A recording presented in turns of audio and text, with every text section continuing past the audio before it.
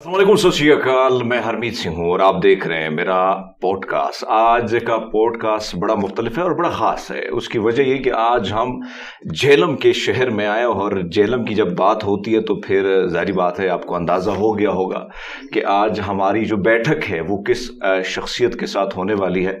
तो जनाब, अगर हम बात करें तमाम तर मकातब फ़िक्र को साथ ले के जाने वाले दर्स व तदरीस के हवाले से अगर हम बात करें, एक नई जिद्दत उन्होंने उसको बख्शी है और हम उनको देखते हैं कि ना सिर्फ मुसलमान बल्कि मुख्तलिफ मज़ाहब से ताल्लुक़ रखने वाले लोग उनको सुनते हैं। अगर हम उनकी बात करें तो सियासत, मईशत, मज़हब, तमाम तर चीज़ों को बड़े खुले तरीके से वो डिस्कस करते हैं। इंजीनियर मोहम्मद अली मिर्ज़ा साहब हमारे साथ हैं। बहुत शुक्रिया सर आपका वक्त देने का। जज़ाकल्लाहु खैर। कैसे हैं आप? ठीक है अल्हम्दुलिल्लाह अल्हम्दुलिल्लाह। अगर हम बात करें जो इस वक्त सियासत हो रही है, अगर उलमा इकराम की सियासत के हवाले से हम बात करें तो बड़ा अहम रोल हुआ करता था। तारीख के पन्नों को अगर हम देख के खंगालते हैं तो कहीं ना कहीं एक अहम रोल हमें मिलता है। आजकल की जो मजहबी जमातें हैं, कहीं ना कहीं हम देखते हैं कि उनकी जो सियासत है, जो तर्ज अमल है, जो आम आदमी है वो दूर होता चला जा रहा है। उसकी क्या वजूहात है? उसकी वजह यह कि इन्होंने अपना तर्ज सियासत बदल लिया।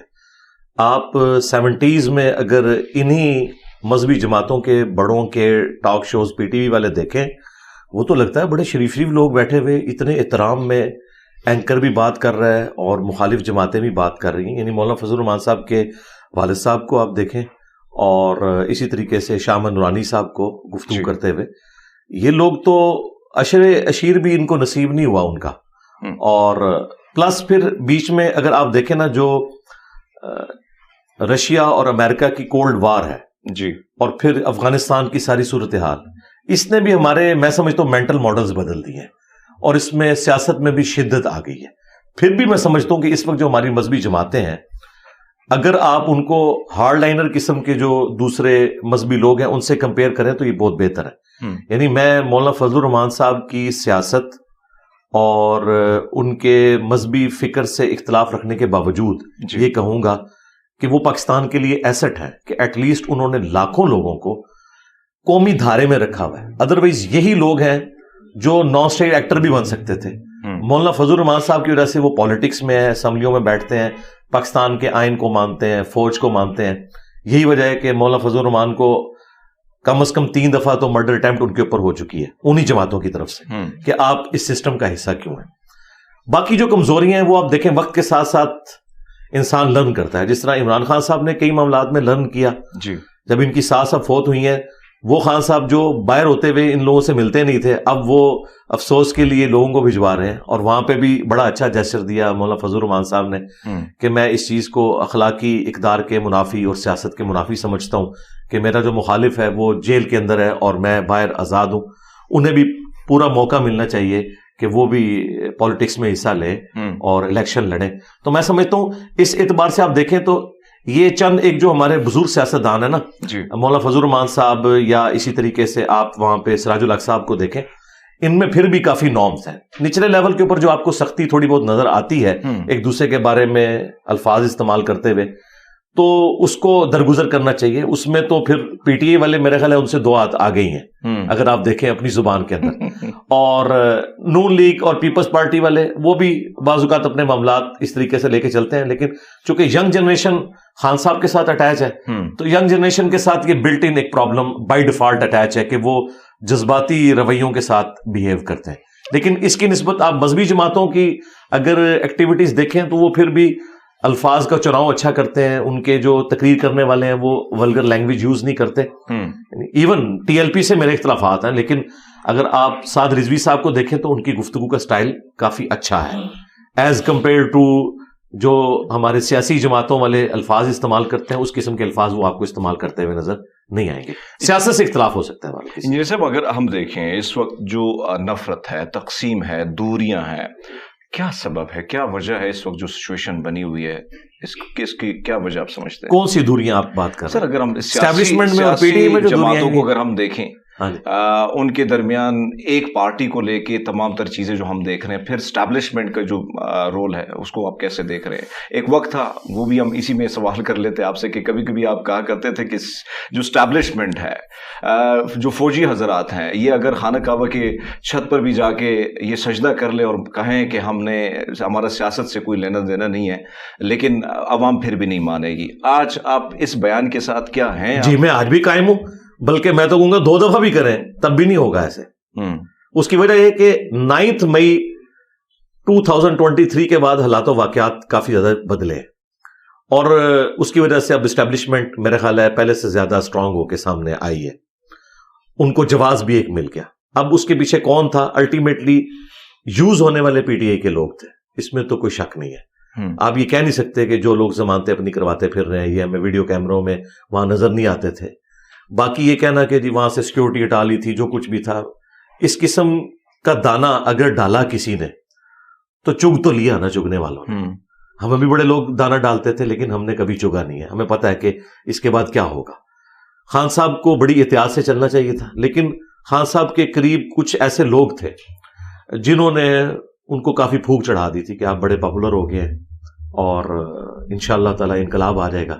آپ کو پتا ہے کہ اگر تخت نہ ملے نا تو پھر تختہ ملتا ہے. یہ تو دعائیں دیں آپ ڈیموکریٹک ویلیوز کو، آئین کو، کہ تختے تک بات نہیں جا رہی. ابھی عدالتیں بھی تھوڑی اپنے پاؤں پہ کھڑی ہوئی ہیں، ورنہ آپ دیکھیں کہ انہی عدالتوں نے بھٹو کے ساتھ جو ظلم کیا، میں تو سمجھتا ہوں وہ ایک تاریخی طور پر پاکستان کی سیاست کا شب خون مارنے والی بات ہے. تو یہ والا ایپیسوڈ ریپیٹ ہو سکتا تھا، لیکن اب مجھے کوئی امید نظر آ رہی ہے کہ انشاءاللہ اس ایکسٹریم تک معاملات نہیں جائیں گے، ورنہ کیسز تو ان کے پاس موجود تھے. اگر ہم دیکھیں اس وقت جو الیکشن کی تیاریاں ہو رہی ہیں، بلکہ الیکشن آپ یہ کہہ سکتے ہیں کہ ایک طرف ہم دیکھ رہے ہیں کہ ایک جماعت کو جس طریقے سے دیوار سے لگایا جا رہا ہے، سوشل میڈیا پہ کلپ وائرل ہیں اور لوگوں کو پکڑا جا رہا ہے، پکڑ دھکڑ ہے، پھر کہیں نہ کہیں ایک جماعت جو ہے اس کی قبولیت ہے، مقبولیت نہیں ہے. ایک جماعت کی قبولیت نہیں ہے، مقبولیت ہے. اگر یہ الیکشن ہوتا ہے اور سچویشن یہ ہے جس طریقے سے ایک پارٹی کو دیوار سے لگایا جا رہا ہے، دوسری جماعت جو ہے خاص کر نون لیگ جس کو سپورٹ حاصل ہے، تو آپ کو نہیں لگتا کہ یہ الیکشن جو ہے یہ انتشار سے بھرپور ہوگا، کہیں نہ کہیں خوفناک؟ دیکھیں میرے بھائی، یہ تو ریپلیکا ہی ہو رہا ہے 2018 میں. بالکل آپ اگر خبروں میں نام ختم کر دیں اور خبریں سننا شروع کر دیں تو یہ 2018 والی خبریں ہی آ رہی ہیں. یعنی جس طریقے سے اس زمانے میں محکمہ زراعت سامنے آیا تھا، اب اور طرح کے محکمے سامنے آ رہے ہیں، اور کاغذات نامزدگی جو ہیں وہ کسی کے جمع ہو رہے ہیں، کسی کے نہیں ہو رہے. تو جمع ہو گئے جن کے ان کے ایکسیپٹ نہیں ہو رہے، اور کینڈیڈیٹس اس طریقے سے اویلیبل نہیں ہو رہے. یہ وہی ایک. لیکن آپ کو نہیں لگتا کہ 2018 کو الیکشن کو میں نے کور کیا ہے، 2013 کو بھی بڑے قریب سے دیکھا ہے سر، اگر اس الیکشن کی بات کی جائے، تائید کنندہ جو ہیں اس کو بھی نہیں چھوڑا جا رہا ہے، اگر کوئی ساتھ جا رہا ہے اس کو بھی پکڑا جا رہا ہے، جس قسم کی یعنی توڑ پھوڑ یہ ساری چیزیں. جی میں اس طرف آنے لگا تھا، وہ میں بات اپنی مکمل کر لیتا ہوں. جی میں نے تو ابھی تمہید بنائی تھی اس کے اوپر. پہلے تو یہ آپ جیسے لوگوں کو کلیئر کرنے کی ضرورت ہے کہ یہ ظلم کوئی پہلی دفعہ تاریخ میں نہیں ہو رہا. اب تو سب نے مان لیا ہے 2018 میں جو کچھ ہوا. تو اگر آج پی ٹی آئی یا ان کے سپورٹرز یہ اعلانیہ طور پر کہیں کہ 2018 میں بھی غلط ہوا تھا، اس وقت کی مقبول جماعت نون لیگ تھی، بالکل تھی، ٹھیک ہے، اتنا کچھ کر کے بھی انہوں نے پنجاب میں اکثریت لے لی تھی، پھر بھی حکومت نہیں بنانے دی گئی. اس کے اگینسٹ آپ دیکھیں 2013 میں پی ٹی آئی نے سادہ اکثریت کے پی میں حاصل کی، لیکن نواز شریف صاحب نے انہیں حکومت بنانے دی. حالانکہ اس وقت وہ بھی جوڑ توڑ کر کے سب کچھ کر سکتے تھے، لیکن انہوں نے نہیں کیا. وہ گڈ جیسچر جو نواز شریف صاحب نے 2013 میں دیا تھا، وہ خان صاحب نے 2018 کے بعد پنجاب میں مسلم لیگ نون کو نہیں دیا. تو ظاہر انسان تو انسان ہے، پھر وہ چیزیں سنبھالی ہوئی ہوتی ہیں. اب وہ مزے لے رہے ہیں، ہم انہیں بھی سمجھائیں گے جس طرح ان کو سمجھاتے تھے، انہیں تو زیادہ سمجھائیں گے اس اعتبار سے کہ آپ کے ساتھ تو پہلے سب کچھ ہو چکا ہے، اب آپ اپنے مخالفین کے ساتھ ایسا نہ کریں. میں آپ کو ریالٹی یہ بتاؤں، اس وقت ان کے اختیار میں بھی کوئی چیز نہیں ہے. یہ گلا شکوہ جو ہمارے پی ٹی آئی کے یوٹیوبرز یا صحافی کرتے ہیں نون لیگ کو، انہیں کیوں گلا کرتے ہیں؟ ان کے اختیار میں تو کچھ نہیں ہے. جس طریقے سے 2018 میں عمران خان صاحب کے اختیار میں کچھ نہیں تھا، کرنے والے اس وقت کر رہے تھے، اور آج وہ کرنے والے زیادہ مضبوط ہیں کیونکہ 9 مئی ہو گئی ہے. اس کی وجہ سے عوام کی ہمدردیاں بھی اس طرف چلی گئیں کہ جی بڑا غلط ہوا، پاکستانی تاریخ میں ایسے کبھی بھی نہیں ہوا. باقی اس کی جو تحقیقات ہیں وہ الگ، لیکن ایک ایپیسوڈ تو ایسا غلط ہوا ہے جسے اب خان صاحب نے شروع میں مس ہینڈلنگ کی, انہوں نے کہا کہ مجھے پکڑیں گے یہ تو ہوگا, آندہ بھی ہوگا, بعد میں انہوں نے مذمت کی, لیکن وہ شروع میں جو جذباتی سٹیٹمنٹس نکل جاتی ہیں نا, وہ خان صاحب کو 99 پہ سانپ کاٹ گیا. تو جب 99 پہ سانپ کاٹے تو پھر سیدھا آپ نیچے آ جاتے ہیں. اب دوبارہ سے سیڑھی تک پہنچنے کے لیے تھوڑا ٹائم لگے گا. باقی میں ان جنرل یہ بات کروں گا کہ اس وقت جو کچھ پی ٹی آئی کے ساتھ ہو رہا ہے جی بالکل ظلم ہے. ہم اس کی مذمت کرتے ہیں اور اپنے بڑوں سے یہ ریکویسٹ کرتے ہیں کہ آپ یہ کچھ نہ کریں. ریاست جو ہے ماں کا درجہ رکھتی ہے, اور ماں کا کام یہ ہے کہ بچے اگر نافرمان بھی ہوں, کہیں پہ ان سے مس ہینڈلنگ ہو تو درگزر کا معاملہ ہونا چاہیے. بہرحال ہے تو اپنے لوگ ہیں. میں تو یقین کریں کہ میں جب یہ ساری عدالتی خبریں اور باقی چیزیں بھی میرے تک پہنچتی ہیں, میں تو پرسنلی بہت دکھی ہوتا ہوں جی. اور میں نے اپنے اینڈ کے اوپر جتنے بھی ہائر اپس ہیں ان تک اپنی پرسنل ریکویسٹ بھی بھجوائی ہیں کہ خدا کے لیے انصاف سے کام لیں. اب یہ تو بڑا ظلم ہے کہ جیو فینسنگ کے اندر کچھ لوگوں کے نام آ گئے اور ابھی تک وہ بیچارے اپنا کیس ہی آگے نہیں چلا پا رہے کہ وہ شناخت پریڈ کے عمل سے آگے معاملات چل ہی نہیں رہے. 6-7 مہینے کے بعد بھی وہ چھوٹیں گے یہ کہہ کے جی آپ تو بے قصور تھے. تو زندگی کے 6 مہینے آپ نے لیے, وہ آپ نے سمجھ لیں وہ ان کی 6 مہینے کی زندگی کم کر دی آپ نے. اور جو اس کے پیچھے ان کی خاندان کی حالت ہے, ان کے رشتہ داروں کی حالت ہے, وہ انتہائی تکلیف دہ چیز ہے.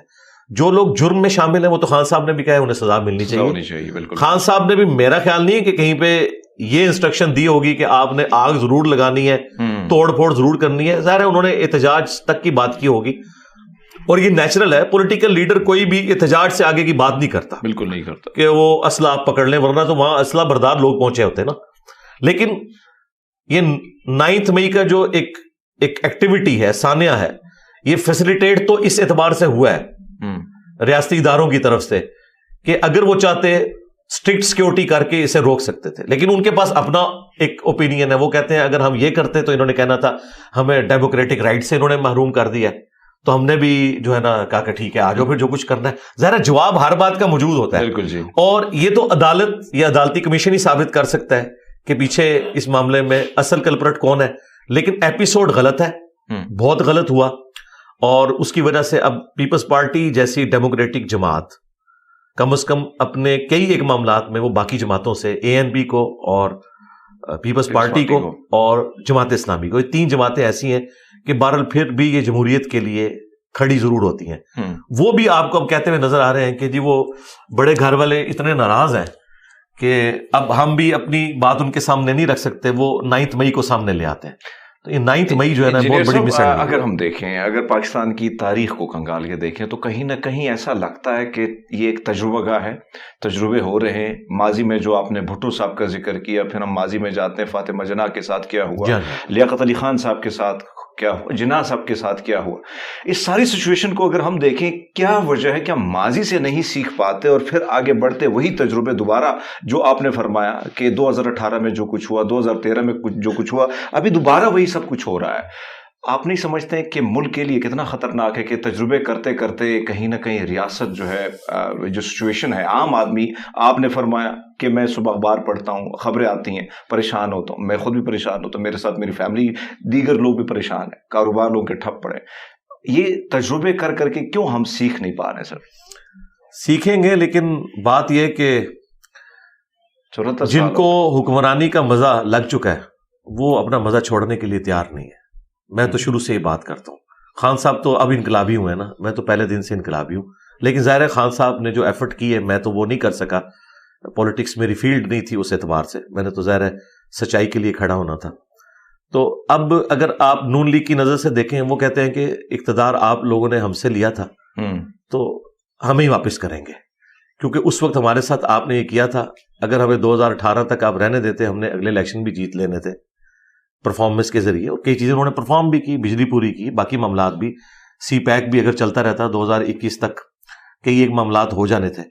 لیکن بیچ میں خیر ایک یہ سارا معاملہ ہوا. اب وہ یہ کہتے ہیں کہ چونکہ عدالتیں بھی اپنے ڈیسیژن ریورس کر رہی ہیں, ہمیں بھی آپ ریورس لے کے جائیں, وہی پرائم منسٹر بحال کریں, ہمیں 5 سال دیں, اس کے بعد اگلے الیکشن میں عوام فیصلہ کریں گے.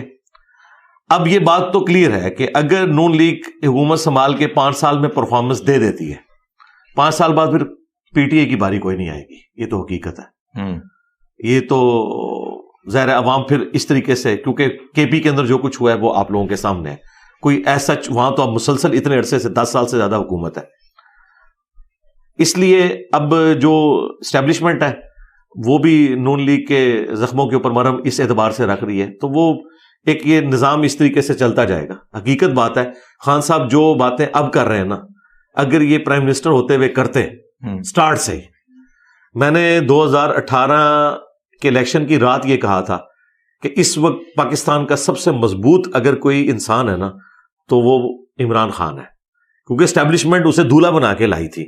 ٹھیک ہے, شروع میں وہ بلی مار لیتے نا, جو وہ باتیں کیا کرتے تھے کہ میرا آرمی چیف اگر یوں کر دے, میرا D G I S I یوں کر دے تو میں تو اسے فائر کر دوں گا.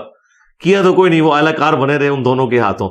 الٹیمیٹلی وہ دونوں تو سکون سے گھر میں بیٹھے ہوئے خان صاحب اندر ہیں, اور مجھے اس چیز کا دکھ ہے کہ جو ہینڈلرز ہیں وہ سکون سے اپنے گھروں میں بیٹھے ہوئے ہیں. آپ نے پھر بلی چڑھایا تو ایک عوامی لیڈر کو, تو میں اس وجہ سے دکھی ہوں کہ یہ ایٹیچیوڈ نہیں ہونا چاہیے بالکل. اور اسی لیے میں نے 9 مئی کی رات کو بھی لائیو اپنے سیشن میں بات کی تھی, بڑوں تک بات پہنچ گئی الحمدللہ, لاکھوں لوگوں نے میری ویڈیوز دیکھی ہے, ساروں تک پہنچتی ہیں. اس کے بعد سے مسلسل میں یہ کہہ رہا ہوں کہ خدا کے لیے آپ اپنے معاملات کو اب اس حوالے سے درست کریں. اگر آپ ان ہینڈلرز کو سزا نہیں دے سکتے تو آپ ایک پولیٹیکل لیڈر کو کیوں سزا دیں گے؟ آپ دیکھیں جسٹس شوکت صدیقی صاحب, میں انہیں پرسنلی جانتا ہوں, دلیر آدمی ہیں, اپ رائٹ بندے ہیں. کتنی کوشش کی سپریم کورٹ نے اس دن, لوگ تو کہہ رہے ہیں وہ سازش کی, وہ سپریم کورٹ کا سٹائل یہی ہوتا ہے بات کرنے کا کہ کسی طریقے سے خان صاحب کا نام دے دیں. ٹھیک ہے, لوگ کہہ رہے ہیں وہ حامد خان صاحب کی وجہ سے نہیں لیا. جسٹس شوکت صدیقی نے بھی کبھی نام نہیں لینا تھا, وہ میری طرح بڑے ایک اپ رائٹ قسم کے بندے ہیں اور وہ ٹروتھ لور ہیں, انہوں نے کبھی بھی نام نہیں لینا تھا خان صاحب کا. ان کا مسئلہ یہ ہے کہ وہ یہ سمجھتے ہیں کہ اصل جو کلپرٹ ہے وہ ہینڈلرز ہے. خان صاحب تو مورا تھے نا, وہ کبھی بھی نام نہیں لیں گے خان صاحب کا کہ جی وہ پوچھ رہے تھے نا قاضی صاحب کے بینیفیشری پھر کون ہوا, ان کا نہیں, میں نے سسٹم کو ٹھیک کرنا ہے. اگر میں نے پینشن ہی لینی ہوتی وہ تو مجھے مل رہی ہے, میں چاہتا ہوں کہ اصل ہینڈلرز جو ہے نا ان کو پکڑا جائے. تو ان میں سے ایک کو تو نوٹس ہو گئے نا, 2-3 بندوں کو. سر ایک اور چیز اگر ہم دیکھیں, اب دولہا عمران خان کو لایا گیا, دولہا بہت سارے دولہے بن جاتے ہیں, جی بنتے ہیں, گھوڑی پھر بھاگ جاتی ہے. اب یہ دولہا جو ہے 4 دفعہ 3 دفعہ نواز شریف صاحب کی بات کر رہا ہوں بنا ہے, اب دوبارہ گھوڑے پہ چڑھنے کو تیار ہے.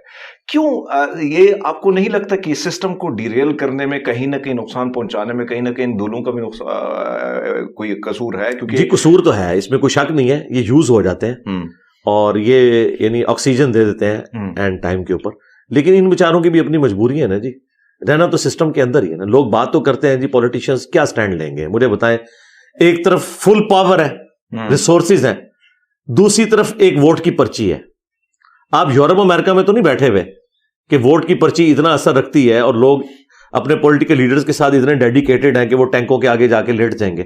یہاں تو 2 وقت کی روٹی پوری نہیں ہوتی.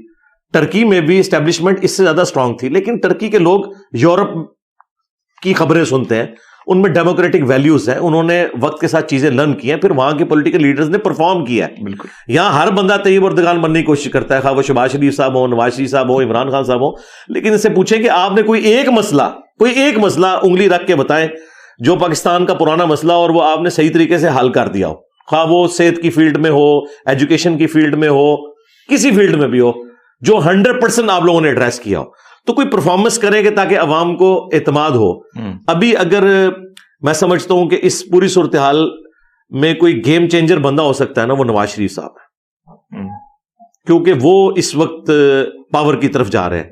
جو بندہ پاور کی طرف ہوتا ہے نا, اس کے پاس زیادہ ایک راستے کھلے ہوتے ہیں کہ وہ اپنے مخالفین کو بھی تھوڑا سپیس دیتا ہے. خان صاحب تو اس وقت کرنے کی پوزیشن میں نہیں. ہاں خان صاحب اس وقت کر سکتے تھے جب وہ کہتے تھے میں جا کے اس کا AC اتروا لوں گا, میں اسے ٹی وی چھین لوں گا, میں اسے جیل میں ڈلوا دوں گا. جب اس طرح کی باتیں کرتے تھے اس وقت خان صاحب بھی تھوڑے سے معاملات کو ریلیکس کر کے چلتے. باقی وہ جو بیانیاں وہ دیتے ہیں نا کہ جی میں اس لیے نہیں کر سکتا تھا کہ میرا تو بیانیہ یہ تھا کہ میں نے چوروں کو پکڑنا ہے, تو خان صاحب کے ساتھ تو خود سارے چور بیٹھے ہوئے تھے, پہلے تو ان کو پکڑتے, وہ ایک ایک کر کے سارے چور بھی ان کو چھوڑ گئے. تو اب وہ بھی مخالفت میں یعنی دوسری طرف کھڑے ہوئے ہیں. تو خان صاحب سے بھی بہت زیادہ غلطیاں ہوئی ہیں. اس وقت میں ان پرنسپل بات کروں گا کہ پولیٹیکل لیڈرز کے ساتھ یہ والا ظلم نہیں ہونا چاہیے جس طریقے سے ایک بندے پہ آپ 10 ایف آئی آرز بناتے ہیں, ایک طرف سے بیل ملتی ہے, پھر اگلی ایف آئی آر اس کے لیے تیار ہوتی ہے, یہ کوئی طریقہ نہیں ہے. اب عوام کو نظر آ رہا ہے اور عوام کے دل میں نفرت ہی آ رہی ہے اپنے بڑوں. یہ سب اگر ہم دیکھیں 2013 میں آپ نے خان صاحب کو ووٹ کیا, کہیں نہ کہیں آپ کی جو ویڈیوز ہمارے سامنے آتی ہیں میں تو دیکھتا رہتا ہوں, کبھی آپ خان کے فین ہوا کرتے تھے, اچانک یہ تبدیلی کیوں آئی؟ کیا آپ کو کہیں بڑوں نے کہا کہ وزارت؟ جی کوئی تبدیلی نہیں آئی ہے. خان صاحب کی جو پولیٹکس ہے اس کے اوپر میرے کامنٹس پہلے بھی اسی طرح ہوا کرتے تھے. ایون وہ جو کعبے کی چھت والا بیان ہے, اگر آپ اس ویڈیو کو بھی مکمل دیکھیں, اس میں نے کریٹیسزم کیا ہوا ہے. وہ تو پرانے کلپ نکال کے پی ٹی اے والوں نے وہ ہنگامہ کھڑا کر دیا, نئی ویڈیو تو کوئی بھی نہیں تھی. باقی جو خان صاحب کے اوپر ایک الزام لگتا تھا نا مذہبی جماعتوں کی طرف سے توہین مذہب کا, اس پہ میں نے ریبٹل کیا تھا. پالیٹکس کو میں نے کبھی اس طریقے سے ٹاپک نہیں بنایا, اچھا کہ پالیٹکس کو ٹاپک بنا کے خان صاحب کی سپورٹ کی. وہ سارے کے سارے مذہبی معاملات ہیں. مثلا اب اگر یو این او میں جا کے خان صاحب نے تقریر کی ہے اور اسلامو فوبیا کے خلاف جو سارے کا سارا معاملہ چل رہا ہے وہ اس کو لیڈ کیا انہوں نے, تو میں تعریف کروں گا نا. ان کی پالیٹکس کی وجہ سے نہیں کر رہا میں, اس وجہ سے کہ انہوں نے مسلمانوں کے ایک ایشو کو اٹھایا. تو اس طرح کے موقعوں پہ میں بولتا تھا, یا ان کے اوپر کبھی توہین مذہب کا الزام لگا. وہ میں آپ کو ابھی بتا دیتا ہوں کہ آج بھی اگر توہین مذہب کا الزام کسی بھی پولیٹیکل لیڈر کے اوپر لگے گا, ہمارے کسی مخالف کے اوپر بھی لگے گا جسے ہم اچھا نہیں بھی سمجھتے ہوں گے پالیٹکس کے پوائنٹ آف ویو سے, میں اس پہ بات کروں گا. اچھا انہی دنوں میں دیکھیں آپ, میں آپ کو 2018 کی بات کروں, یلو پگڑی کے اوپر مولانا فضل الرحمان صاحب کے اوپر بات کی گئی کہ یہ تو جہنمیوں کا لباس ہے. اس وقت تو میں یعنی پالیٹکس میں تو اس وقت بھی اور آج بھی میں ان کی پالیٹکس کے ساتھ ایگری نہیں کرتا, لیکن میں نے 1.5 گھنٹے کی ویڈیو ان کے حق میں ریکارڈ کروائی تھی اور باقاعدہ میں نے ان کو پھر وہ ویڈیو بھجوائی بھی تھی مولانا فضل الرحمان صاحب کو. تو میں اپنے سٹانس پہ اپنی جگہ کھڑا ہوں. خان صاحب اب نظریاتی ہوئے ہیں, یعنی مجھے بتائیں خان صاحب جب یہ کہتے تھے سیم پیج, تو کیا یہ آئینی طور پہ ان کا جملہ درست تھا؟ سیم پیج نہیں. فوج اور پرائم منسٹر سیم پیج, کیا سارے ادارے پرائم منسٹر کو اسسٹ کرتے ہیں؟ سیم پیج والی کون سی بات ہے؟ اب وہ سیم پیج کہہ کے نا وہ اپنے مخالفین کو ابھارتے تھے کہ فوج میری پشت پہ ہے, اس کی وجہ سے مخالفین ایک آدھ بیان داغ دیتے تھے فوج کے خلاف, پھر خان صاحب کو تھوڑی آکسیجن مل جاتی تھی, یوں چلتے رہے. اب وہی کچھ مخالفین خان صاحب کے ساتھ کر رہے ہیں. تو یہ سیم پیج, یہ نعرہ تو خان صاحب نے خود لگایا ہوا تھا, تو میں نے تو نہیں ان کو کہا تھا کہ آپ کہا کریں, تو ہم کہتے تھے وہ نعرہ غلط تھا, نہیں کہنا چاہیے تھا. ہاں اب آپ جو باتیں کر رہے ہیں نا یہ نظریاتی باتیں ہمیں اچھی لگتی ہیں. جیسا اگر ہم دیکھیں اس وقت ہمارے سامنے بہت ساری چیزیں ایسے آ رہی ہیں, غیر آئینی اقدامات بھی ہو رہے ہیں, لوگ لاپتہ بھی ہو رہے ہیں. بلوچستان سے خواتین کے وہ بڑے پرامن طریقے سے آتے ہیں, میں اس کو کور بھی کرتا رہتا ہوں. ان پر جس طریقے سے اسلام آباد میں تشدد کیا گیا, پھر اگر ہم گلگت بلتستان میں بات کرتے ہیں وہاں سے لوگ لاپتہ ہوتے ہیں. اس ساری سچویشن میں کہیں نہ کہیں مذہبی رہنما جو ہیں, بہت سارے ایسے آپ جیسے مفکرین جو ہیں, لوگوں کو جو جس طریقے سے آپ کو لوگ سنتے ہیں, کبھی ہم نے نہیں دیکھا کہ آپ نے آواز کے لیے بھی اٹھائی ہو؟ سرکار ہم نے 2013 میں ویڈیو ریکارڈ کروائی تھی بلوچستان کے حق میں, جب مذہبی جماعتیں, اسٹیبلشمنٹ, سیاسی جماعتیں ایک پیج میں ہوا کرتی تھی. ایف اے ٹی ایف سے بھی میں 3-4 سال پرانی بات کر رہا ہوں, یوٹیوب پہ میری اپلوڈنگ ڈیٹس موجود ہیں. میں نے اس وقت بلوچستان کے حق میں آواز بلند کی تھی جب فوجی آپریشن اس وقت شروع ہوا تھا. مشرف نے جو کچھ کیا بگٹی صاحب کے ساتھ, میں نے اس زمانے میں مخالفت کی تھی. اب یہ جو آپ کہہ رہے ہیں اس میں ہمارے استاد جو جاوید احمد غامدی صاحب ہیں, انہوں نے بڑے اچھے طریقے سے گفتگو کی ہے اور اس میں مزید ویلیو ایڈیشن کی ضرورت نہیں تھی. تو میں نے پہلے ہی دن وہ ویڈیو اپنے آفیشیل پیج سے شیئر کروا کے نیچے باقاعدہ کامنٹس کر کے پن کیے. ان کی ویڈیو کے نیچے بھی کامنٹس میرے ٹاپ پہ نظر آ رہے ہیں کہ میں 100% ایگری کرتا ہوں جو کچھ غامدی صاحب نے کہا ہے, تو ہم سپورٹ کرتے ہیں. باقی مجھے یہ بتائیے, جب خان صاحب تھے, خان صاحب نے اختر مینگل صاحب کو اپنے ساتھ جن نکات کی بنیاد کے اوپر شامل کیا تھا, ان میں مسنگ پرسنز کا مسئلہ سب سے بڑا تھا. اس وقت یہ دھرنوں میں بھی جا کے بیٹھتے تھے, منظور پشتین کے ساتھ بھی بیٹھتے تھے. خان صاحب جب پرائم منسٹر بنے تو پھر مسنگ پرسن کا مسئلہ کدھر گیا؟ اسی کی وجہ سے پھر الٹیمیٹلی وہ چھوڑ گئے. اب جب باہر نکلے ہمیں یہ وسوسے آتے ہیں کہ آج کل اگر پی ٹی آئی کے سپورٹر, صحافی یا یوٹیوبر جا کے ان دھرنوں میں بیٹھ رہے ہیں نا, تو وہ بس یہی کر رہے ہیں کہ دشمن کا دشمن جو ہے نا وہ دوست ہوتا ہے, اور دوست کا دشمن, یہ وہ والا چکر لگ رہا ہے مجھے. ہو سکتا ہے میری بدگمانی ہو. یہ ساری باتیں اس وقت اچھی لگتی ہیں جب آپ خود حکومت میں تھے. پھر مجھے اچھا لگتا کہ عمران ریاض خان جو ہے وہ بلوچیوں کے حق میں آواز بلند کرتے. اب کر رہے ہیں, بہت اچھی بات ہے. چونکہ اب انہوں نے معافی مانگ لی ہے تو میں انہیں کرٹیسائز بھی نہیں کروں گا. انہوں نے یوں ہاتھ جوڑ کے معافی مانگی ہے اور ہماری سسٹر کو یعنی اپنی وائف کو وہ ساتھ لے کے گئے ہیں, بہت اچھی بات ہے. لیکن اس وقت جو کچھ کرتے تھے, اس زمانے میں پاور میں تھے, اس وقت کچھ کر سکتے تھے تو کرتے. اس وقت ثاقب نثار صاحب بھی آ کے بار میں جب خطاب کرتے تھے, میں تو ایک دن بڑا ایکسائٹ ہو گیا. انہوں نے کہا میں نے تو بلایا ہے DGISI کو بھی کہ مسنگ پرسن کا مسئلہ حل کرو. اب مجھے کیا پتا تھا کہ اس نے کیا بلانا ہے, یہ تو خود ان کے پاس جاتے ہیں. ہم تو سمجھے تھے کہ افتخار چودھری کے نام ساری دلیر ہوں گے, تو یہ تو سارے بھیگی بلیاں. لیکن اب قاضی صاحب سے تو میں امید کرتا ہوں, اور وہ بلوچستان سے ہیں. اس وقت ہمارے پرائم منسٹر صاحب بھی بلوچستان سے ہیں, ہمارے سینٹ کے جو چیئرمین ہیں وہ بھی بلوچستان سے ہیں. تو پھر بلوچیوں کے حق کے لیے ہمارے بڑوں کو دیکھنا چاہیے کہ آپ لوگ سارے بلوچستان سے آئے ہوئے, صرف نام کے ساتھ بلوچی لکھوا رہے ہیں آپ لوگ اور وہ ویل کر رہے ہیں, ان کے لیے کھڑے نہیں ہونا. تو یہ جو کچھ ظلم ہو رہا ہے نا جی, میں بالکل اس میں ان بلوچیوں کے ساتھ کھڑا ہوں. اور نہتے لوگ ہیں بیچارے, کوئی اسلحہ نہیں انہوں نے اٹھایا ہوا, کوئی کچھ نہیں ہے, لیکن ان کے ساتھ جو اس طریقے سے بہیو کر رہے ہیں بالکل کر. سر آپ نے جو فرمایا کہ عمران خان کبھی ان کے ساتھ ہوا کرتے تھے اقتدار میں, ساری چیزیں یہی چیزیں ہم نے دیکھی. مریم نواز صاحبہ ٹی چوک میں بیٹھا ہوا کرتی تھی, رونا روتی تھی, ہم اس کو کور کرتے تھے. پھر عمران ریاض کے حوالے سے جو آپ نے فرمایا, واقعی میں انہوں نے معافی مانگی اور ان کو یہ پتہ چلا کہ غلطی ہوئی ہے. طلعت حسین کے حوالے سے, افسر عالم کے حوالے سے آپ کی جو مختلف ویڈیوز ہیں ان کے حوالے سے جو کمنٹس ہیں وہ بھی چل رہے ہیں. آپ نے فرمایا کہ وہ بڑے کریڈیبل جرنلسٹ ہیں. اگر ہم ان کے حوالے سے بات کریں تو کہیں نہ کہیں آپ کو نظر نہیں آتا کہ کسی کی بیگم کو, کسی خاتون کو جب ان کا نام ہو اور کسی اور نام سے اس کو پکارا جائے تو طلعت حسین کی جتنی ویڈیو ہم نکالتے ہیں وہ عمران خان کی جو زوجہ ہے اس کو سیدھا پنکی پیرنی اس قسم کے جو ہے الفاظ سے کا چناؤ وہ کرتے ہیں. کیا یہ درست ہے سر؟ یہ نام پہلے چلتا تھا, میں نے بھی ایک دو ویڈیوز میں یوز کیا, بعد مجھے پتا چلا وہ اس چیز کو برا بناتی ہے, پھر میں نے کبھی دوبارہ استعمال نہیں کیا. حالانکہ مجھے بنیادی طور پہ ان کے عقائد سے اختلاف ہے, اور میں سمجھتا ہوں کہ خان صاحب جو ہر تقریر سے پہلے ایاک نعبد و ایاک نستعین پڑھتے, تو میں نہیں تھا ایکسپیکٹ کر رہا کہ وہ اپنی وائف کی وجہ سے قبر پہ جا کے جھک جائیں گے. میں تو بڑا دکھی ہوا تھا, اسی وائف کی وجہ سے ہوا. تو اس وقت میں نے آنٹی پنکی لفظ استعمال کیا تھا, پنکی پیرنی نہیں, آنٹی. اب ظاہر آنٹی تو ایک ریسپیکٹیبل ورڈ ہے, ظاہر مجھ سے کم از کم وہ 12-13 سال تو عمر میں بڑی ہیں. تو اس کے بعد مجھے پتا چلا کہ پنکی لفظ سے بھی ان کو کوئی مسئلہ ہے, لیکن ویسے ان کے خاندان میں یہ لفظ یوز ہوتا ہے. پھر میں نے وہ بھی یوز نہیں کیا. پھر میں نے یہی کہا کہ خان صاحب کی جو وائف ہے تو خاتون اول یا اس طرح کا. باقی یہ جو آپ نے بات کی تو اس طرح کے الفاظ بالکل یوز نہیں کرنے چاہیے. جہاں تک طلعت حسین اور ابصار عالم کا مسئلہ ہے تو میں سمجھتا ہوں کہ یہ دونوں صحافی مسنگ پرسن کے حوالے سے تو ہمیشہ ان کا سٹانس وہی رہا ہے جو ہمارا ہے, یا آج کل PTI والوں کا وہ رہا ہے, اس میں تو کوئی شک نہیں ہے. اور اینٹی اسٹیبلشمنٹ بیانیے کی بھی بات کریں تو مجھے بتائیں ابصار عالم کو اب کیا باقی صحافی بتائیں گے کہ اینٹی اسٹیبلشمنٹ بیانیہ کیا ہوتا ہے؟ جو ڈائریکٹ ڈسا ہوا ہے فیض حمید صاحب کا, جس کا بیٹا پوری زندگی کے لیے ایک ذہنی مریض بن گیا باجوہ صاحب کی وجہ سے. ہم ان کو درس دیں گے؟ میرا خیال ہے انہوں نے پریکٹیکلی ثابت کیا ہے کہ وہ کھڑے ہوئے ہیں. باقی پولیٹیکلی کسی جماعت کے ساتھ ایفیلیشن ہونا کسی کی یا اس کی طرف جھکاؤ ہونا وہ تو تمام صحافیوں کا کہیں نہ کہیں ہوتا ہے, اس میں کوئی شک نہیں. مسئلہ اس وقت ہے کہ جب کوئی غلط کام وہ جماعت کرے اور آپ اس کے اوپر پردہ ڈالیں, یہ کام نہیں ہونا چاہیے. میں نے ان دونوں سے میری ڈائریکٹ تو ملاقات کوئی نہیں ہے, میں تو ظاہر ویلاگز ہی دیکھتا ہوں. جہاں پہ کوئی غلط چیز ہوتی ہے میں اس کو ہائی لائٹ کر دیتا ہوں نیچے کامنٹس میں جا کے کہ یہ بات آپ نے غلط کی ہے, یہ بات آپ نے ٹھیک کی ہے, یہ آپ کو نہیں کرنی چاہیے تھی.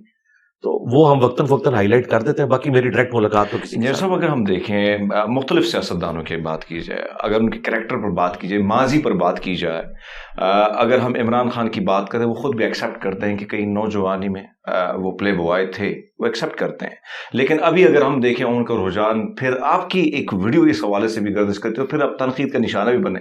کیا ویڈیوز ہے مجھے بتائیں, میں نے ذاتی پلے بوائے کے حوالے سے میں نے تو یہ لفظ کبھی یوز ہی نہیں کیا, یہ میں نے ان کے لیے کبھی نہیں یوز کیا. بالکل. تو پھر یہ PTI کی جو نوجوان ہے سوشل میڈیا میں نے ذاتیات کے اوپر کیوں اٹیک کرنا ہے جی سیدھی سی بات. اسی کے ساتھ ایڈ کیجیے گا, کیا یہ درست ہے اگر ماضی سے, کیونکہ اگر ہم اسلام کی بات کر لیتے, کیونکہ اس وقت ملک مسلمانوں کی بہت بڑی تعداد ہے, ماننے والے بہت ہیں, تو اسلام میں بھی یہی ہے کہ ماضی میں جو کچھ آپ کا کریکٹر رہا ہو, اگر آپ جو کچھ ہیں اسی چیز کو فالو کریں.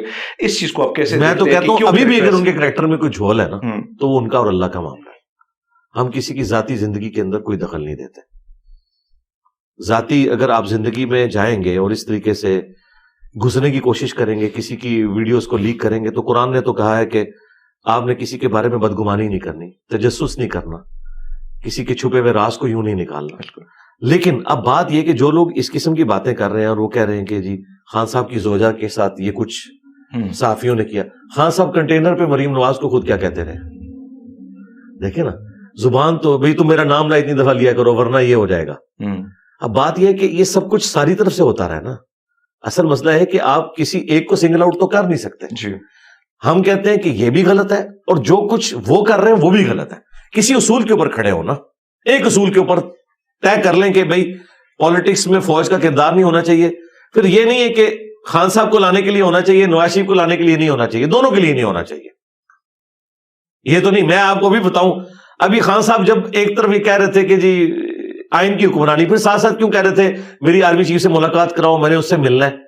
अपने जमाने में तो कहते थे कि अपोजिशन के बंदे का क्या काम है, वो तो प्राइम मिनिस्टर को रिपोर्टिंग होता है। अब हम कौन सी बात सही माने? मेरे ख्याल है खान साहब को नहीं मिलना चाहिए, उनका कोई काम नहीं कि आर्मी चीफ से मुलाकात करें। इदारों को आजाद होना चाहिए, मिलेंगे फिर उनको कहेंगे आपको एक्सटेंशन दूं। यहां में कह रहे थे बाजवा साहब ने किया, उधर बाजवा साहब कह रहे थे मैं फिर एक्सटेंशन दे देता हूं। तो मैं अपने लीडर्स के बारे में, इनको मैं पहले तो मजहबी पेशवा नहीं मानता, ये पॉलिटिकल लीडर्स हैं और ये पॉलिटिक्स भी एक पाकिस्तान की पॉलिटिक्स, वरना तो सहाफत तो और पॉलिटिक्स जो है ये तो नबियों वाला काम है, आप सच्चाई के लिए खड़े होते हैं। तो लेकिन ये लोग इस तरह नहीं करते, ये कहते हैं आप हमें ले आए फिर इंशाल्लाह सब कुछ ठीक है। अगर हम देखें, जब आप मकबूल होते हैं, फैन फॉलोइंग बढ़ जाती है, माशाल्लाह आपको बहुत सारे लोग सुनते हैं, ओवरसीज भी सुनते हैं, पाकिस्तानी भी सुनते हैं, और मैं तो ये बात ऑन स्क्रीन कह रहा हूँ कि मैं भी आपको सुनता रहता हूँ। बहुत सारे ऐसे लोग हैं जो सिख कम्युनिटी से, हिंदू कम्युनिटी से आपको सुनते रहते हैं। जब आप मकबूल हो जाते हैं, कहीं ना कहीं दिल करता है कि सियासत की तरफ आएँ। इंजीनियर साहब, अगर आप सियासत की तरफ आएंगे तो मंशूर क्या होगा, नारा क्या होगा, ऐसा कोई रखते हैं ख्वाहिश सर की? मुझे कभी वसवसा भी नहीं आया कि मैंने ये काम करना। अच्छा जी। उसकी वजह यह कि मैं यूरोप और अमेरिका में तो नहीं बैठा हुआ, मैं बैठा हूं पाकिस्तान में, और मैं इतनी बड़ी काज के लिए काम कर रहा हूं। और पाकिस्तान में एक तबका इतना स्ट्रांग है जो हुकूमतें गिराता है, नए प्राइम मिनिस्टर लेके आता है कि वो आपके साथ कुछ भी कर सकता है, झूठे इल्जाम लगा के भी, स्कैंडल्स बना के भी। तो मैं तो दीन की लेगेसी लेके चल रहा हूं, तो मैं ये अफोर्ड ही नहीं कर सकता कि मैं अपने मिशन से एक हट के उड़ता तीर जो है वो बगल में ले लूं और एक खामखा एक नई कंट्रोवर्सीज क्रिएट करना शुरू कर दूं। मैं अभी कुछ नहीं करता तो इतना कुछ हो जाता है। फिर अल्लाह का शुक्र है, मैं चूंकि जिंदा हूं, मैं उसे रिबटल करता हूं। हर एक चीज फिर कुछ अरसे में एड्रेस हो जाती है। अल्टीमेटली जो हमारा स्टांस है वही ठीक निकलता है, हमारी ऊपर जो इल्जाम लगे होते हैं खुद ब खुद वक्त के साथ खत्म हो जाते हैं। लेकिन अगर मैंने ये काम शुरू कर दिया तो आप याद रखिएगा कि पाकिस्तान में जो अशराफिया हुकूमतें गिराता है और लाता है, वो कभी भी किसी शख्स को इस लेवल पे पॉपुलर नहीं होने देते कि हुकूमत में वो कोई दखल थे। खान साहब जब अमेरिका से वो तकरीर करके वापस आए थे, जिस तरीके से खान साहब का इस्तकबाल हुआ था ना एयरपोर्ट पे, बिल्कुल, तो मैं अपने भाइयों से कह रहा था खान साहब का आज से डाउनफॉल शुरू हो गया, उनके कान खड़े हो जाएंगे। वो कभी भी नहीं पसंद करते कि कोई बंदा इतना पॉपुलर हो जाए कि कल को हमारे लिए मुसीबत बन जाए। ये इतना बड़ा उसने इत्तेफाक है कि पाकिस्तान की हिस्ट्री के सारे प्राइम मिनिस्टर ही गलत है, किसी को भी आप टाइम पूरा नहीं करना देते। इतनी हैरानकुन बात है। बिल्कुल। तो और दूसरा तबका हमेशा अपने आप को ठीक समझता है, 100% ऐसा ही हो रहा है। याद नहीं, आप जितनी दफा वो लूडो का फेंकते हैं दाना, तो हमारे पॉलिटिकल लीडर्स के केस में हमेशा सिफर ही आता है और आपका छक्का ही लगता है हमेशा। इसका मतलब है कि मामला कुछ खराब है। तो मैं नहीं समझता कि मैं इतने मुतबरक काम में एक खामखा एक टांग अड़ा लूं, इस काम में भी और इस काम से भी जाता रहूं। हाँ, ये जरूर है कि सच्चाई के लिए खड़े होंगे, अपने बड़ों को समझाते रहेंगे जब कभी भी कोई मसले आते हैं। अब ये पीटीआई के लोगों का मसला था, और ये पिछले दिनों जो छोटे बच्चे से एक्सीडेंट हो गया, उसकी वजह से हमारे जो छोटे बच्चों के ऊपर FIRs कट रही थी, मैंने उसके ऊपर आवाज उठाई। इवन IG साहब को वीडियो भी भेजी, उन्होंने देखी भी, पसंद भी किया। उनका इंशाल्लाह हम इस मामले को बेहतरी की तरफ लेके जाएंगे। अब शुक्र है FIRs तो नहीं कट रही। और इसी तरीके से आर्मी चीफ के सामने भी हम अपने मामलात को रखते रहते हैं, वीडियोस की शक्ल में उन तक पहुंचती हैं। ISPR के अंदर बकायदा हमारे कई स्टूडेंट्स बैठे हुए हैं, बकायदा सेल्स के अंदर मेरी वीडियोस एक मैं तो तस्वीर भी लगा देता हूँ ना, ताकि रिस्पेक्टिव बंदे तक वो मैसेज पहुंच जाए। वो एक चीज पहुंचती है ऊपर तक। मैं यही कर सकता हूँ ना, अपनी जुबान से हक बात को बयान करूंगा।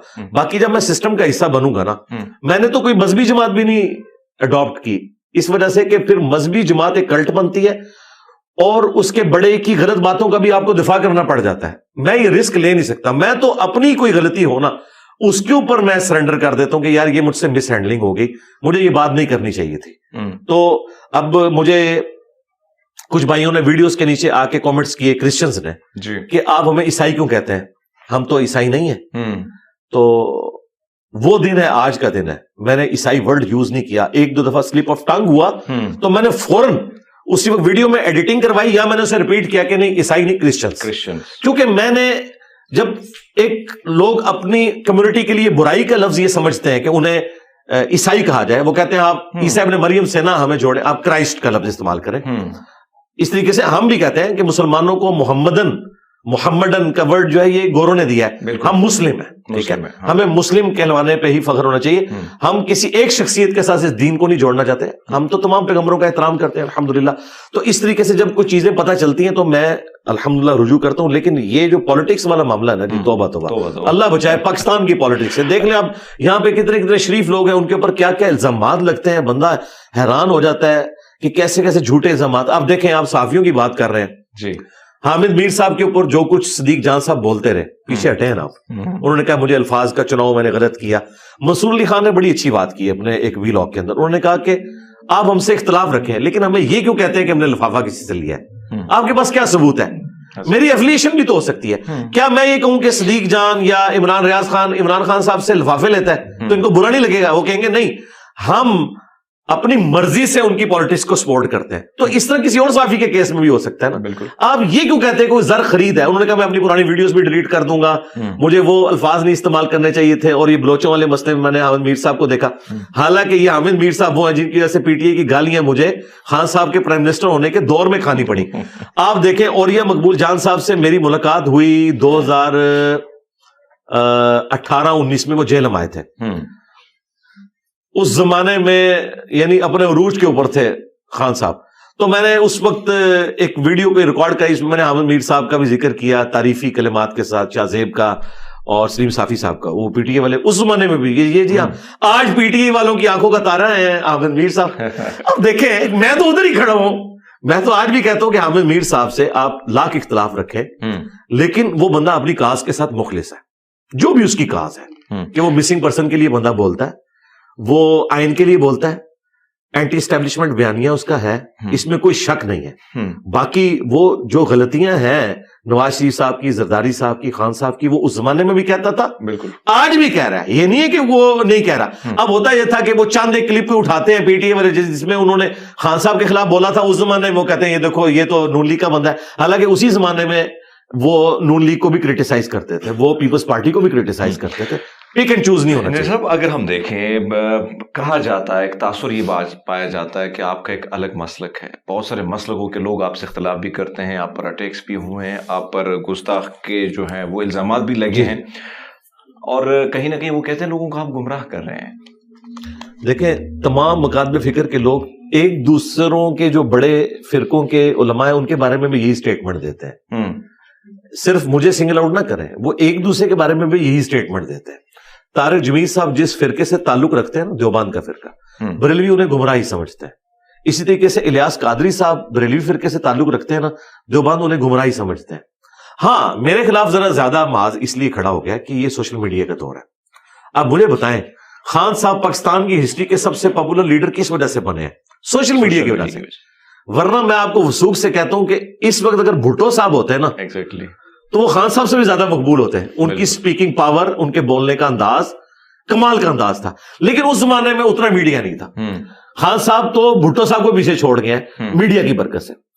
اسی طریقے سے اس زمانے میں اگر مولانا مودودی ہوتے تو جو عروج ان کو اس زمانے میں ملتا اپنے علم کی وجہ سے, شاید جو اس وقت ملا ہے وہ اس سے زیادہ کے حقدار تھے, لیکن انہیں وہ ریسورسز نہیں ملے.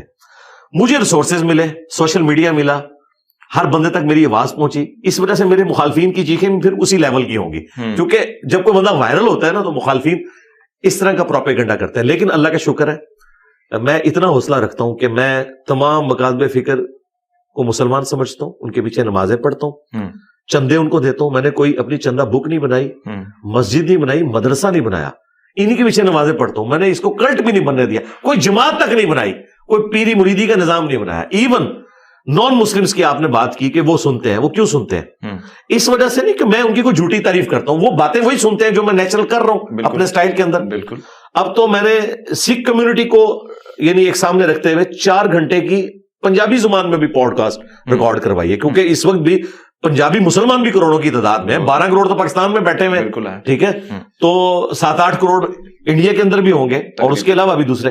تو تمام لوگ کیوں سنتے ہیں کہ میں سچائی کے لیے اپنی آواز کو بلند کرتا ہوں, باقی مخالفین تو کرتے ہیں. آپ مسلمانوں کو تو چھوڑیں, ایک کرسچن بھائی بتانے لگے کہ ہمارے پادری صاحب نے کہا انجینئر صاحب کو نہیں سننا, آپ گمراہ ہو جائیں گے. اچھا, اور وہ کون سی چیز نہیں سننی جس میں نے قرآن کی آیت کوٹ کی تھی کہ جیسس کرائسٹ انسان تھے, اور اللہ نے کہا کہ وہ روٹی کھاتے تھے, وہ خدا نہیں ہو سکتے, وہ خدا کے بندے تھے.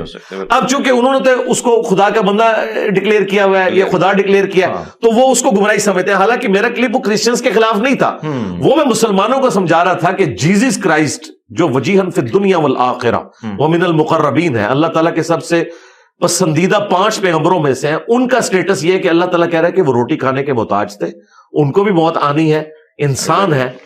تو تم نے جو اپنے بزرگ بابے کھڑے کر دیے ہیں جن کی قبروں سے جا کے تم مانگتے ہو, یہ تو شاہی کوئی نہیں عیسیٰ ابن مریم کے مقابلے پہ. وہ حضرت عیسیٰ کی تعریف میں تھے, لیکن وہ کلپ کسی نے شیئر کرایا, اس کے نیچے انہوں نے کامنٹس کیے اور پھر انہوں نے روکنے کی کوشش کی. اور ایکسٹرا جوڈیشل جو واقعات ہوتے ہیں پاکستان میں جو نان مسلم کے ساتھ آ رہا ہوں, لیکن ایک چیز میں اسی کے ساتھ ساتھ اس کو بھی جوڑوں گا. لیکن سر یہ بتائیے گا کہ مناظرہ ہوتا ہے, ہم نے ماضی میں بہت سارے دیکھے ہیں, کہا جاتا ہے کہ یہاں میں نے بہت سارے ایسے لوگ کو دیکھا, وہ آئے انہوں نے ویڈیو بنائی اور پھر کہا گیا دیکھیے جی جناب غائب ہو گئے ہیں, ہم نے ان کو چیلنج کیا تھا. یہ چیلنج سے آپ کیوں غائب ہو جاتے ہیں, اس کی کیا وجوہات ہوتی ہے؟ مجھے بتائیں اس طرح کیسے ہوتا ہے کہ آپ کسی کی مرضی کے بغیر اسے چیلنج کر کے اس کے گھر پہنچ جائیں, اس طرح تو نہیں ہوتا.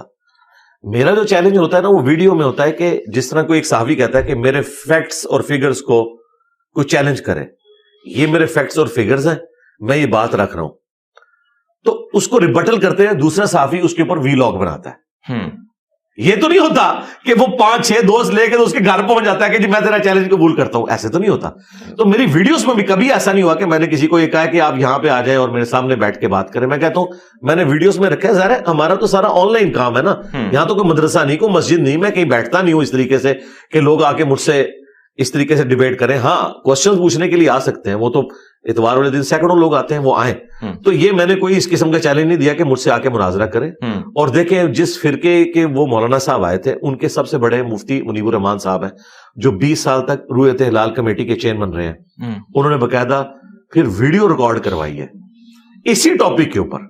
وہ کسی مدرسے میں بائی چانس گئے ہوئے تھے, وہاں انہوں نے کہا کہ وہ ایک مولانا صاحب ہیں, وہ اکیلے گئے ہیں, اکیلے فاتح بھی ہو گئے ہیں. اس طریقے سے مناظرے ہوتے ہیں, اس میں موضوع طے ہوتا ہے, شرائط طے ہوتی ہیں, پھر دونوں پارٹیاں ایگری بھی کرتی ہیں. تو اس طریقے سے مناظروں کا کوئی فائدہ نہیں. اگر ہیلدی ڈیبیٹ ہو نا اس کے میں حق میں ہوں, لیکن پاکستان میں وہ ممکن نہیں ہے. یہاں جو جذباتی رویے ہیں, آپ امریکہ میں اور یورپ میں دیکھیں, وہاں پہ نان مسلمز اور مسلمز کی بھی جو ڈیبیٹس ہوتی ہیں اکٹھے بیٹھے ہوتے ہیں. یہاں آپ سوچ سکتے ہیں اکٹھا بیٹھے نہیں, وہ تو مطلب تقریر پوری نہیں ہوگی, ایک دوسرے کو مار کے اٹھے گا. آپ کو پتا ہے پاکستان کی ضرورت ہے. ایک اور چیز سر ایڈ کیجیے گا, اگر ہم دیکھیں جو صورتحال گستاخی کے حوالے سے اگر ہم دیکھیں, بہت سارے سکھ میں نے دیکھے, بہت سارے ہندو, بہت سارے کرسچن جن پر الزامات لگے, کہیں نہ کہیں بعد میں وہ جھوٹے بھی ثابت ہوئے, لیکن وہ اپنی جان سے گئے. اس کو آپ کیسے دیکھتے ہیں؟ اور اسی کے ساتھ ساتھ جوڑ لیجیے گا سر, ہم نے دیکھا چرچوں پر حملے ہوئے, کرسچن کی بڑی بڑی بستیاں جو ہیں ان کو جلا دیا گیا. اسی طرح اگر ہم دیکھیں ہندوؤں کی کم سن معصوم بچیوں کو جو ہے اٹھوا کر اغوا کر کے وہ پھر آتی ہیں ان کی ویڈیو کی, انہوں نے اسلام قبول کیا. یہی چیز, یہی روایت اگر ہم ہندوستان میں کسی مسلمان معصوم بچی کے ساتھ ہوتا ہے, تب یہاں پہ فتوے بھی لگتے ہیں, لوگ غصے میں بھی, ریلیاں بھی نکلتے تھے. لیکن ان بچوں کو یہ جو مائنورٹی جو لفظ یا اقلیت کا جو لفظ استعمال جو نہیں ہونا چاہیے تھا, یہ جو غیر مسلم ہے, ان کے پاس تو آپشن تھا, لیکن اس سرزمین کو انہوں نے چنا. پھر ان کے لیے کیوں یہ لوگ کھڑے نہیں ہوتے اپنے بچے سمجھ کر؟ کیٹاگوریکلی میں آپ کی جتنی بھی یعنی یہ باتیں ہیں ان کے ساتھ ایگری کرتا ہوں کہ یہ سب کچھ ظلم پہ ہو رہا ہے. اور اس صورتحال کے اندر میں ان تمام معاملات میں سیکولرز کے ساتھ کھڑا ہوں. میں اسلامک سیکولرزم میں بلیو کرتا ہوں, جس میں تمام باقی مذہب کے لوگوں کو بھی گیون سرکمسٹانسز کے اندر آزادی ہے. آپ دیکھیں اللہ تعالیٰ نے قرآن حکیم میں فرمایا سورۃ المائدہ کی آیت نمبر 32 میں کہ جس نے ایک جان کو ناحق قتل کیا سوائے 2 ایکسیپشنز کے, یا قتل کے بدلے قتل ہو رہا ہوگا وہ بھی جوڈیشری کے تھرو, یا فساد فی الارض کرنے والے لوگ, وہ بھی جوڈیشری کے تھرو. یہ 2 استثناء ہیں. ان کے سوا اگر کسی نے ایک جان کو بھی ناحق قتل کیا، مسلمان یا نان مسلم کی بات نہیں ہو رہی، ایک جان کو بھی، گویا اس نے پوری انسانیت کا قتل کیا. اور جس نے ایک جان کو بچایا گویا اس نے پوری انسانیت کو بچا لیا. یہ تو ہے یونیورسل ٹروتھ سورۃ المائدہ سورت نمبر 5 کی آیت نمبر 32 کے اندر. پھر صحیح بخاری میں حدیث ہے کہ جو کوئی نان مسلم کسی مسلم کنٹری میں ٹیکس پے کر کے رہ رہا تھا اور اسے کسی مسلمان نے ناحق قتل کر دیا تو وہ جنت کی خوشبو بھی نہیں پائے گا، حالانکہ جنت کی خوشبو 40 سال کی مسافت سے آ رہی ہوگی. اور یہ کوئی کمزور حدیث نہیں ہے، بخاری شریف کی حدیث ہے کہ نبی علیہ السلام نے فرمایا کہ غیر مسلم کو ناحق قتل کرنے والا ٹیکس پیئر کو، جس کا ذمہ ریاست نے اٹھایا ہوا تھا، کوئی قتل کرے گا تو وہ جنت میں تو جانا دور کی بات خوشبو بھی نہیں پائے گا. اب یہ وہ تعلیمات ہیں جو موجود ہیں. باقی اگر اس طرح کے تمام مسئلوں کو آپ ڈیپ کریں تو پھر وہی فیکٹر آئے گا جو ہماری پولیٹیکل کمزوری ہیں. یہاں پہ اسٹیبلشمنٹ اپنے مقاصد کے لیے مذہبی جماعتوں کو یوز کرتی ہے، پھر وہ ان کا کام بھی کرتے ہیں اور اپنی مرضی کا کام بھی کرتے ہیں. پھر وہ صرف ان کے بلانے کے اوپر دھرنا دینے نہیں آتے، جب ان کو اپنے دھرنوں کی ضرورت ہوتی ہے وہ بن بلائے مہمان بن کے آ جاتے ہیں. ٹھیک ہے، بالکل خان صاحب کے دور میں آ گئے نا. یہ لوگ سمجھے تھے کہ 2017 میں ہم نے بلایا تو آپ اگلی دفعہ بھی ہماری مرضی سے آئے گے، نہیں، وہ تو اپنی مرضی سے آ جاتے ہیں، وہ آگے. تو یہ والے سارے معاملات ہوتے ہیں جس کو ہم کنڈیم کرتے ہیں. علماء بھی کبھی اس طرح کی جبری شادیوں کو انڈورس نہیں کرتے. اس طرح کا تو دین ہے ہی نہیں ہے. قرآن میں واضح ہے لا اکراہ فی الدین قد تبین الرشد من الغی. دین گن پوائنٹ پہ آپ کسی کو قبول نہیں کروا سکتے. دین میں کوئی جبر نہیں ہے. اللہ تعالیٰ نے ہدایت کو گمراہی سے الگ کر دیا ہے. جس کی مرضی ہے وہ راستہ اختیار کرے. دعوت دے سکتے ہیں. دعوت میں تو میں اتنی فریڈم رکھتا ہوں کہ میں مسلمانوں میں بھی تمام مکاتب فکر کے لوگ، ایون نان مسلمز کو بھی میں سمجھتا ہوں کہ اگر وہ اپنی بات رکھنا چاہتے ہیں تو رکھے. آزادی ہونی چاہیے، ہر کوئی اپنی بات سامنے رکھے. کیا مسلمان یورپ اور امریکہ میں دعوت نہیں دے رہے ان کو؟ ان کے چرچز کے باہر سٹالز مسلمانوں نے لگائے ہوتے ہیں. یورپ اور امریکہ میں کبھی نہیں انہوں نے روکا. میں سمجھتا ہوں کہ اگر ہم سمجھتے ہیں کہ یہ ایکسیپٹنس جو وہ ان میں ہے غیر مسلموں میں، آپ نہیں سمجھتے کہ مسلمانوں میں بالکل ہونی چاہیے. میں تو اس کے اوپر عامل ہوں.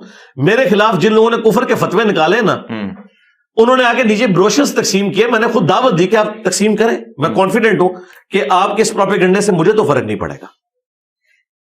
اگر میں سچائی کے لیے کھڑا ہوں تو میں علمی طور پہ آپ کا مقابلہ کروں گا. ہاں، ولگر لینگویج نہیں ہونی چاہیے. جہاں یہ توہین مذہب والا مسئلہ لگتا ہے نا، وہاں پہ بعض اوقات ولگر لینگویج کوئی ایسی یوز ہوتی ہے، گالی گلوچ والا معاملہ، وہ ایکسٹراپولیٹ ہو کے اتنا بڑا بن جاتا ہے. اور بعض اوقات لوگ ذاتی مقاصد کی خاطر، جس طرح اسلام آباد میں کئی سال پہلے کی بات ہے کہ ایک چھوٹی بچی جو کوڑا کرکٹ کے ڈھیر سے وہ اٹھا رہی تھی اور وہ جان بوجھ کے، وہ سپارہ بھی نہیں تھا، وہ ایک قاعدے کے کچھ صفحے وہاں گرا دیے تھے. وہ بعد میں مؤذن نے بتایا کہ یہ تو ہم نے ان کو یہاں سے جان چھڑانے کے لیے کیا. پاکستان میں اس وقت جو توہین مذہب والا ایشو ہے یہ اتنا خطرناک ہے. میں تو بھگت رہا ہوں نا خود. میں تو ہمیشہ سے اس حوالے سے کہتا ہوں کہ یہ توہین مذہب والا جو معاملہ ہے، اس کی ڈیفینیشن پہلے آپ واضح کریں کہ کیا ہے توہین مذہب. آپ کس کو سمجھتے ہیں؟ ہر بندے کی ڈیفینیشن ہی ڈفرینٹ ہے.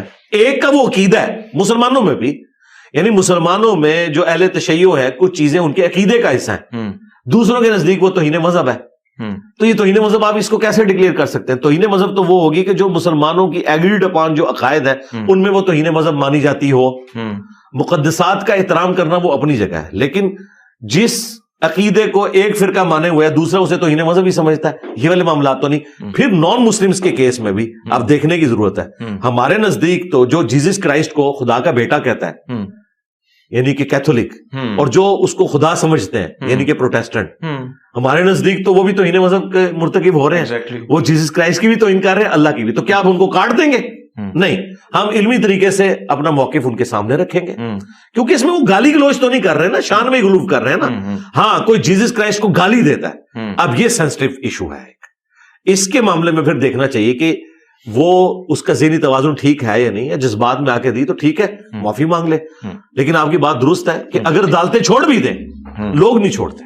سر ایک اور چیز اگر ہم دیکھیں، میں جو میں نے پڑھا ہے, جو میں نے حضرت محمد صلی اللہ علیہ وسلم جی کی لائف جو پڑھی ہے, اس میں نے دیکھا کہ انہوں نے پریکٹیکلی سب کچھ دکھایا آپ لوگوں کو. اور کبھی دکھ کو ہم دیکھتے ہیں کسی, یعنی جس کو آپ کافر کہتے ہیں, کسی غیر مسلم کے گھر وہ جاتے ہیں تو کھانا بھی کھاتے ہیں, بیٹھتے ہیں, دکھ سکھ شیئر کرتے ہیں. یہ ساری چیزیں, میں ٹرکی مسلمانوں کے ساتھ رہا ہوں, دیگر مسلمانوں کے ساتھ رہا ہوں. خوشیاں آتی ہیں, ویساکھی آتی تھی, ہماری جلیبی بھی بانٹ کے کھائی جاتی, دیے بھی جلائے جاتے تھے ساتھ میں, کہیں نہ کہیں کرسمس کا کیک بھی عید کی آتی ہیں تو ہم بھی اسی طرح سیلیبریٹ کرتے ہیں. کیوں ایک خوف ہوتا ہے کہ جب میری عید آتی ہے مجھے ایون, یعنی آپ میرا سوشل میڈیا پہ دیکھیں, دیوالی ہوتی ہے, کوئی مبارکباد بھی بہت کم ہی لوگ آپ کو دیں گے, خوف میں مبتلا ہوتے ہیں کہ کہیں فتویٰ نہ آ جائے, کہیں نہ کہیں وہ سمجھتے ہیں کہ شاید ہم اپنے مذہب سے دور ہو جائیں گے. اس خوف کو کیسے آپ لوگ نہیں سمجھتے, آپ لوگوں کا فرض ہونا چاہیے اس چیز کو دور کریں؟ کیا ایسا ہے کہ مذہب سے دور ہو جائیں گے اگر ہمیں مبارکباد؟ دیکھیں, ہمیں جو ایک ریزرویشن ہے نا کسی بھی نان مسلم کی مذہبی ایکٹیویٹی کے ساتھ, کہ وہ کوئی شرکی ایکٹیویٹی نہ ہو, اس میں تو ہمارا دین ایک سینسٹیو ہے کہ ہم شرکی ایکٹیویٹی کو سپورٹ نہیں کریں گے جس میں خدا کے ساتھ کسی کو شریک ٹھہرایا جائے. بالکل. باقی جو اپنی رسومات ہیں اس میں اگر ایک دوسرے کو فیسیلیٹیٹ کیا جاتا ہے, مجھ سے لوگ پوچھتے ہیں کہ جی فلاں کرسچنز نے پروگرام کے لیے ہم سے دیگ بنوانی ہے اور ہم مسلمان ہیں, میں نے کہا بنا کے دیں, وہ تو ان کا اور ان کے رب کا معاملہ ہے. لیکن جو شرکی ایکٹیویٹیز ہیں ان میں ہم سپورٹ تو نہیں کریں گے. لیکن یہ آپ کی بات درست ہے کہ انڈیا, پاکستان, بنگلہ دیش اور افغانستان کو بھی آپ شامل کر لیں, یہ ایسے جذباتی لوگ ہیں. اس طرح کے جذباتی لوگ آپ کو دنیا میں کہیں نظر نہیں آتے. ایون عربی بڑے حیران ہوتے ہیں کہ یار تم لوگ کون سا اسلام لے کے چل رہے ہو. حقیقت بات ہے, ان کے ساتھ جب آپ وہاں پہ جاتے ہیں وہ دیکھیں ان کے اندر بڑی ٹالرنس ہے. اور یہ ساری, اچھا یہ والی ٹالرنس آپ کو کسی حد تک نا انڈیا کے مسلمانوں میں پھر بھی نظر آئے گی, کیونکہ وہ صدیوں سے ساتھ رہ رہے ہیں. ہاں, اور انہوں نے ایک دوسرے کو ایکسیپٹنس دی ہوئی ہے, سب کچھ کرتے ہیں. ہم نے بھی بچپن میں خود, یعنی بچپن میں ہم نے یہ منظر دیکھا ہے کہ 10 محرم کا شیعہ کا جلوس نکلتا تھا نا, تو سب لوگ وہ جلوس کو بھلے ایک شوق کی نظر سے دیکھ رہے ہوں لیکن روڈ کے اوپر کھڑے ہوئے ہوتے تھے. کئی اہل سنت نے سبیلیں لگائی ہوتی تھی. یہ جو آج کل آپ کو سیکیورٹی اور یہ تاریں نظر آ رہی ہیں, یہ کچھ تو نہیں ہوتا تھا. یہ تو جب بعد میں ایک پراکسی وار شروع ہوئی ایران اور سعودیہ کی ٹسل کی وجہ سے 80s میں, اور پھر کرتے کرتے معاملات اتنے بگڑ گئے. آپ پاکستان میں دیکھ لیں, آج سے 30-40 سال پہلے کیا صورتحال تھی اور آج کتنی صورتحال خراب ہو چکی ہے.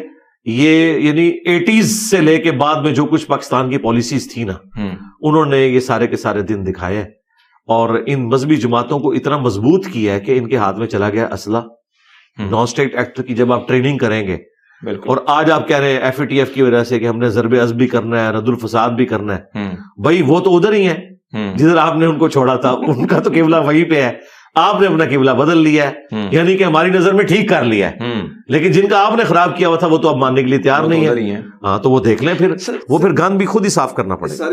ایک تو سر, اگر ہم پاکستان کی جغرافیائی نقشہ اٹھاتے ہیں تو کہیں نہ کہیں ہمیں ایک طرف ایران, افغانستان, ہندوستان, چائنا, کہا جاتا ہے کہ پڑوسیوں کے ساتھ اچھے روابط ہونے چاہیے. آس پاس اگر ہم دیکھتے ہیں کہیں نہ کہیں ہمارے روابط اس طرح مضبوط نہیں ہیں. کیا آپ کو لگتا ہے کہ یہی وجہ کہ کہیں نہ کہیں یہ جو معاشی صورتحال ہے, جو عدم استحکام چل رہا ہے, یہی بھی وجہ ہو سکتی ہے پڑوسیوں کے ساتھ تعلقات کے حوالے سے؟ آپ کیا کہتے ہیں؟ اور اگر ہم دین اسلام کی بات کرتے ہیں تو وہاں سے کس طرح حکم جاری ہوتا ہے؟ دیکھیں, جو پاکستان کی جغرافیائی پوزیشن ہے اس میں پاکستان ایک ایسی جگہ کے اوپر ہے کہ وہ اپنے پڑوسیوں کے ساتھ اپنے معاملات کو اس طریقے سے مینٹین نہیں کر سکا, حالانکہ یہ کی پوزیشن کے اوپر تھا. یہ تو حقیقت بات ہے. اور اس میں سب سے بڑی چیز جو ہے وہ پاکستان کی جو سیاسی ایک استحکام والا معاملہ ہے نا, ڈیموکریٹک ویلیوز کے اندر کمی یہ ہے. اور اسی کی وجہ سے اکانومی بھی ہماری مضبوط نہیں ہے. جب اکانومی مضبوط نہیں ہے تو دنیا میں آپ کی بات تو نہیں سنی جائے گی. تو معاملات میں سمجھتا ہوں اسی وقت مس ہینڈل ہو گئے تھے جب ہم نے امریکہ کی طرف رخ کر لیا تھا, اپنے پڑوسی ملک رشیا کو چھوڑ کے. اور پھر وقت نے ثابت کیا, آج تو ہم کہتے ہیں کہ ہمیں انڈیا بھی تو ہے, اس نے تو سب کے ساتھ بنا کے رکھی ہوئی ہے. ہم بالکل اپنا سارا وزن ایک پلڑے میں رکھ بیٹھے, اور اب دیکھیں اس وقت امریکہ کو ہماری ضرورت ہی نہیں ہے, انہوں نے انڈیا کو رکھ لیا اپنے لیے. ہم سے جو کام لینا تھا, ہماری فوج شہید کروانی تھی, وہ کروا دی. ہمیں اگر انہوں نے فائدے میں $20 ارب دیے ہیں تو $200 ارب کا ہمارا نقصان ہو گیا. اور جو سب سے بڑا نقصان ہوا کہ ہمارے نیشن کے مینٹل ماڈل ہی بدل گئے. کلاشنکوف کلچر آ گیا, ہیروین کلچر آ گیا, اور جو یہ جذباتی رویے آئے ہیں یہ کتنی خطرناک چیز ہے. تو میرا خیال ہے پاکستان نے نقصان ہی اٹھایا ہے امریکہ کی دوستی. سر آپ نے امریکہ کی بات کی, اس وقت اگر ہم دیکھیں کہیں نہ کہیں جو ہمارے پاس رپورٹس آ رہی ہیں, اور پھر آپ دیکھ رہے ہیں کہ چاہے وہ تیل کے ذخائر یا اس میں سودا کرنا ہو, تو ہمیں ڈالر بنسبت اب وہ کم دکھائی دے رہا ہے. لوگ مختلف ممالک اپنی کرنسی میں آگے بڑھ رہے ہیں, اور ایسا لگ رہا ہے کہ ایشیا ہی پاور اس طرف کنورٹ ہو رہی ہے, ڈائیورٹ یہ ساری چیزیں جو ہو رہی ہیں. پھر بھی پاکستان ابھی بھی کہیں نہ کہیں جھکاؤ امریکہ کی طرف ہے. آپ کو نہیں لگتا کہ ہمیں کیوں سمجھ نہیں آ رہی کہ دنیا کہیں نہ کہیں اور طرف, ایون ایران, سعودی عرب کو آپ دیکھ لیجئے گا سر. دیکھیں ان کے پاس تو کچھ ہے نا, وہ نیشن تو ہے نا, ایران ایک نیشن تو ہے نا. سعودی عرب کے پاس ریسورسز ہیں, ان کی مینجمنٹ بڑی سٹرونگ ہے گورنمنٹ لیول کے اوپر, اگرچہ ڈکٹیٹرشپ ہے. پاکستان کے پاس کوئی ایک خیر مجھے بتائیں کہ جو ہمیں جوڑے ہوئے ہو. اگر کسی درجے میں ہے تو ہماری فوج تھی, اور اس کی حالت بھی اب آپ کے سامنے ہے. باقی تو ہمارے پاس کوئی ایک خیر بھی ایسا نہیں ہے کہ جس کی بنیاد پہ ہم ایک نیشن ہو. یہاں پہ مذہبی اختلافات بھی, لسانی بنیاد کے اوپر اختلافات بھی, اور پھر دوسرے ملکوں کی جو پراکسی جنگیں ہیں وہ بھی یہاں پہ ہوتی ہیں. تو پاکستان کے ساتھ تو کئی ایک چیزیں اٹیچ ہیں, اور یہ تو پورے کا پورا آپ سمجھ لیں اس کو توڑ کے بنانے کی ضرورت ہے لوگوں کے جو اذہان ہو چکے ہیں. آپ جو دوسرے ملکوں کی مثالیں دے رہے ہیں ان کے پاس ڈسیزن کرنا آسان ہے, ہمارے پاس بڑا مشکل ہے, کیونکہ ہم نے امریکہ سے بہت پیسہ لے کے کھایا ہوا ہے. ہمارے دو بڑے فائنینسر جو ہے نا پوری پاکستان کی ہسٹری میں, پہلے نمبر پہ سعودی عرب ہے اور دوسرے نمبر پہ امریکہ ہے. تو اس لیے ان کی مرضی بھی چلتی ہے نا. دیکھیں ان کی مرضی کتنی چلتی ہے کہ اتنا مضبوط ڈکٹیٹر مشرف ہے, اور نواز شریف صاحب کو وہ لے گئے ادھر سے آ کے, اس لیے کہ وہ ہمیں کھلاتے ہیں. تو یہاں پہ جو پاور ہے وہ ہے اسٹیبلشمنٹ کے پاس, اور ان کے پاس ڈائریکٹ بجٹ امریکہ سے اور سعودیہ سے آتا ہے. تو پھر مرضی تو ان کی چلے گی. ایک دن میں تو ہم اپنی جان نہیں چھڑا سکتے. ہم بڑی کوشش کرتے ہیں کہ چائنا اور امریکہ کے درمیان بیلنس کرنے کی کوشش کریں, اور پھر چائنا کے ساتھ جو ہماری دوستی ہے وہ اپنی جگہ ہے, اور اس میں صرف چائنا کا کمال نہیں ہمارا بھی کمال ہے, کیونکہ پاکستان نے بھی جو ان سے ٹیکنالوجی لی ہے تو بہت پیسہ کھلایا ہے چائنا کو. چائنا بھی پاکستان کا شکر گزار ہے اس اعتبار سے. چائنا تو اب خیر اپنی محنت کی وجہ سے اوپر چلا گیا, ادروائز شروع میں تو انٹرنیشنل پالیٹکس میں امریکہ کے ساتھ انٹروڈیوس چائنا کو پاکستان نہیں کروایا تھا. یہ آپ کو جو اب کا چائنا نظر آ رہا ہے یہ تو پچھلے 25-30 سال میں یہاں تک پہنچا ہے, ورنہ تو چائنا بھی ایک غریب ملک ہی تھا, وہ اوپر آ گئے. تو اب اس طرف پیراڈائم شفٹ ہو رہا ہے, یہ بالکل آپ صحیح کہہ رہے ہیں. لیکن امریکہ سے ہماری جان چھوٹ نہیں سکتی, اور کوئی شخص اس زوم میں بھی مبتلا نہ رہے کہ امریکہ جو ہے وہ اپنی پاور لوز کر چکا ہے. اس وقت بھی لیڈنگ پاور امریکہ ہی ہے. ٹیکنالوجی کا ماسٹر بھی امریکہ ہے, اکانومی بھی ساری کی ساری اس کے گرد گھومتی ہے. امریکہ ڈیزرو کرتا ہے جی دنیا کو رول کرے, بھلے ہمیں یہ برا لگے. یعنی میری ذاتی پسند ناپسند الگ ہو سکتی ہے. امریکہ نے سیکنڈ ورلڈ وار میں ثابت کیا ہے کہ امریکہ سپر پاور ہے. امریکہ نہ ہوتا تو ہٹلر نے دنیا پہ قبضہ کر لینا تھا. یہ امریکہ ہی ہے جس نے یہ سب کچھ کیا ہے. جاپان کے مقابلے پہ آپ دیکھیں جتنے مسلمان ملک بھی آزاد ہوئے ہیں, 8 سے 70-80 سال پہلے تو ایک کوئی ایران ایک مسلمان ملک تھا, یا تھوڑے درجے میں آپ کہہ سکتے ہیں عرب کے اندر, ادروائز تو سب کے سب ہم کولونین پاورز کے انڈر تھے. انڈونیشیا ہو, ملیشیا ہو, مصر ہو, اور پاکستان, یہ سارے کے سارے ملک.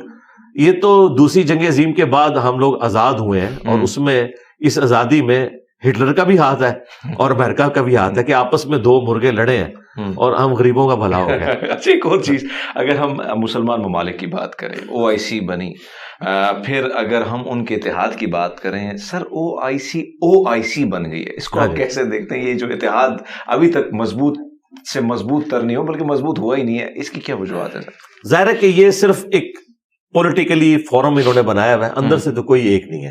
آپ دیکھیں پیرلل میں مہاتیر محمد, طیب اردغان اور عمران خان یہ مل کے ایک اپنی OIC بنانے کی کوشش کر رہے تھے عربیوں کے مقابلے پہ, اور اس کی سزا پھر ہمیں بھی ملی. محمد بن سلمان نے جو کچھ کیا وہ آپ کے سامنے ہے.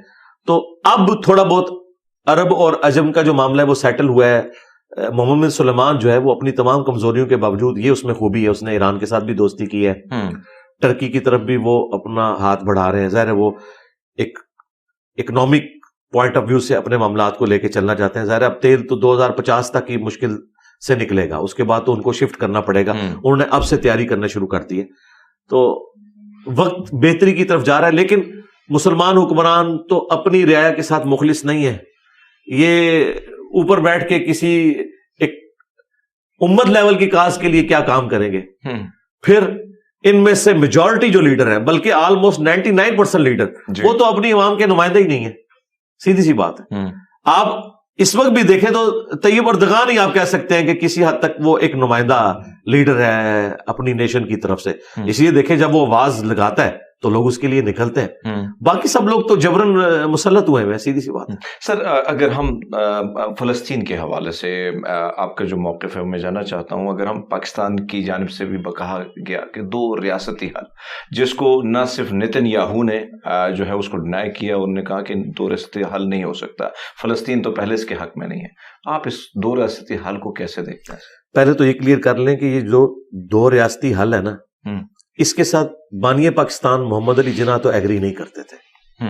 ٹھیک ہے، لیکن گراؤنڈ ریئلٹی یہ ہے کہ مسلمانوں کی بقا اس وقت اسی میں ہے کہ کسی طریقے سے 2 ریاستی حل ہو جائے، کیونکہ وہ پاور میں آ چکے ہیں. پاور میں آنے والے لوگ اپنی پاور کو شیئر نہیں کرتے. یہ کہتے ہیں وہ ناانصافی پر مبنی تھا. بھائی ناانصافی پہ مبنی کیا، انہوں نے تو قبضہ کر لیا ہوا تھا. گریٹ برٹن جنگ جیت چکا تھا، امریکہ جنگ جیت چکا تھا. وہ تو 100% بھی ہم سے ملک لے لیتا، تب بھی ہم کچھ نہیں کر سکتے تھے. یہ تو بڑی مہربانی ہے کہ یو این او میں یہ سارا معاملہ ہوا اور چلے 55-45 کی بنیاد پہ ہی طے ہو گیا. آج تو ہم کہتے ہیں ہمیں تو 40% بھی مل جائے، 30% بھی مل جائے تو بڑی بات ہے. تو یہ جو ہمارے اس وقت سٹنگ پرائم منسٹر کاکڑ صاحب نے بات کی ہے، اس کا لوگ مذاق اڑا رہے ہیں، جذباتی مذاق اڑا رہے ہیں. میں بالکل ان کے ساتھ ایگری کرتا ہوں کہ محمد علی جناح نے اس زمانے میں اگر ایک بات کی تھی، اس وقت گراؤنڈ ریئلٹیز ڈیفرنٹ تھی. اس وقت یہ بات کرنا ان کی ایک ذاتی شغف والی بات تھی. اگر ہم یو این او کی قراردادوں کو نہیں مانیں گے، 2 ریاستی حل تو یو این او نے دیا ہوا ہے، تو پھر کشمیر کے کیس میں بھی انڈیا پھر ٹھیک کہہ رہا ہے کہ یو این او کی جو قراردادیں ہیں ہم ان کو نہیں مانتے. اگر ہم انڈیا کو اس ٹانس پہ لانا چاہتے ہیں، پھر ہمیں بھی یو این او کی قراردادوں کا احترام کرنا ہوگا. اور اس معاملے میں ہماری آرمی بھی اور پولیٹیکل گورنمنٹ بھی ایک پیج کے اوپر ہے کہ 2 ریاستی حل ہی بہتر حل ہے. باقی نیتن یاہو ظاہر ہے وہ کیسے مانیں گے، وہ تو ماننے کے لیے تیار نہیں. یہی تو ہم کہہ رہے ہیں کہ اگر اس کے بدلے میں ساری مسلم دنیا کو اسرائیل کو تسلیم بھی کرنا پڑتا ہے تو کوئی گھاٹے کا سودا نہیں ہے. کم از کم وہاں پہ سکون آ جائے گا. پھر پولیٹیکل سٹرگل کریں، اپنے معاملات کو آگے لے کے چلیں، ورنہ یہ حل کوئی نہیں ہونا، کیونکہ وہ فل پاور میں ہے. پیچھے امریکہ ان کے کھڑا ہوا ہے. آپ دیکھیں امریکہ ان کو عام حالت میں بھی $40 ارب ہر سال کا بجٹ دیتا ہے. اس ایک جنگ کے لیے $100 ارب انہوں نے دے دیا ہے، اور جدید اسلحہ ہے ان کے پاس.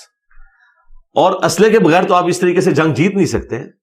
یہ صرف آپ لوگوں کو ایک جذباتی طور پہ کہیں کہ جی اللہ تعالیٰ آپ کی مدد کرے گا. اللہ تعالیٰ نے معاملات کو اسباب کے ساتھ جوڑا ہے. قرآن میں بھی ہے کہ آپ نے اسباب کو ساتھ لے کے جانا ہے، پھر مسبب الاسباب کے اوپر نظر رکھنی ہے. کہیں یہ نہیں آیا کہ آپ 100 دفعہ دروشی پڑھیں گے تو آپ کا پیٹ بھر جائے گا، یا 100 دفعہ سبحان اللہ کہنے سے آپ کی پیاس ختم ہو جائے گی. آپ نے اپنی ایفرٹ تو پٹ کرنی ہے. ان کے پاس ٹیکنالوجی اس وقت لیٹسٹ ہے. ہمارے پاس F-16 وہ بھی کچھ بیچ میں ضائع ہو گئے، اور ان کے بھی ہمارے پاس پورے پرزے بھی نہیں ہیں. وہ ہم اس کی اوور ہالنگ کے لیے بھی ڈیپینڈنٹ ہے امریکہ کے اوپر. ٹھیک ہے، چند ایک تو بیچ میں سے تباہ بھی ہو چکے ہیں، چند ایک رہ گئے ہیں. ان کے پاس F-35 ہیں. میں اس کو کہتا ہوں 16 دونی 32 3 جمع کرو 35. اور وہ F-35 جو ہے نا، اس کو رن وے کی بھی ضرورت نہیں، وہ ایسے اڑتا ہے اور ایسے لینڈ کرتا ہے. اب ہم ان کے دیے ہوئے پرانے اسلحے کی بنیاد پہ انہیں کیا دھونس لگا سکتے ہیں؟ لوگ کہتے ہیں جی ISPR سخت سٹیٹمنٹ دے. کیا سٹیٹمنٹ دے کہ ایٹم بم پھینک دیں گے اسرائیل کے اوپر؟ یہ ہو سکتا ہے اس ماڈرن دور کے اندر کہ ہم ایٹم بم ان کے اوپر جا کے پھینک دیں؟ تو وہاں تو سارے دنیا کی طاقتیں کٹھی ہیں، تو آپ نے باقی سارے ملک ختم کروانے ہیں. اس کے لیے پولیٹیکل سٹرگل کی ضرورت ہے، اور یو این او سے بیسٹ کوئی فورم نہیں. میں سمجھتا ہوں اسے ایکٹیو کرنے کی ضرورت ہے. اس میں بار بار اپنی آواز کو اٹھانے کی ضرورت ہے. دیکھیں چائنا، رشیا، ایٹ لیسٹ ان کی آوازیں تو شامل ہوئی ہیں. بالکل. امریکہ نے بھی کود پڑنا تھا ڈائریکٹلی جنگ میں اگر رشیا دھمکی نہ دیتا. وہ مسلمانوں کی دھمکی تو کچھ نہیں سمجھتا. تو دیکھیں کچھ فائدہ تو ہوا ہے نا، مزید اس کو آگے لے کے چلیں. سر حماس کی جدوجہد کو آپ کیسے دیکھتے ہیں؟ اس پر آپ کی کیا رائے ہے؟ میں اس پہ پہلے بھی اپنی ورڈکٹ دے چکا ہوں. اگر آپ سیاق و سباق کانٹیکسٹ سے ہٹا کے دیکھیں، یعنی ایبسولوٹلی، تو حماس کی ایکٹیویٹی درست نہیں ہے. ظاہر ہے کوئی بھی آزاد ملک یہ برداشت نہیں کرے گا کہ اس کے اوپر اس طریقے سے کوئی جماعت حملہ کر دے. لیکن اگر آپ حماس کی نظر سے دیکھتے ہیں تو ان کے پاس تو اس کے سوا چارہ کوئی نہیں تھا. مرتا کیا نہ کرتا. ریلیٹیولی دیکھیں تو حماس کی جو ایکٹیویٹی ہے وہ کہتے ہیں کہ ہم آلریڈی ان کے ہاتھوں مر رہے ہیں. 95% لوگوں کے پاس پینے کا صاف پانی نہیں ہے اور وہ دنیا کی سب سے بڑی جیل ہے, اور یہ تو نان مسلم خود مان رہے ہیں کہ سب سے بڑی دنیا کی جیل ہے. وہ کہتے ہیں ہم نے تو سسک کے مرنا ہے, تو ایک ہی دفعہ کیوں نہ مر جائے.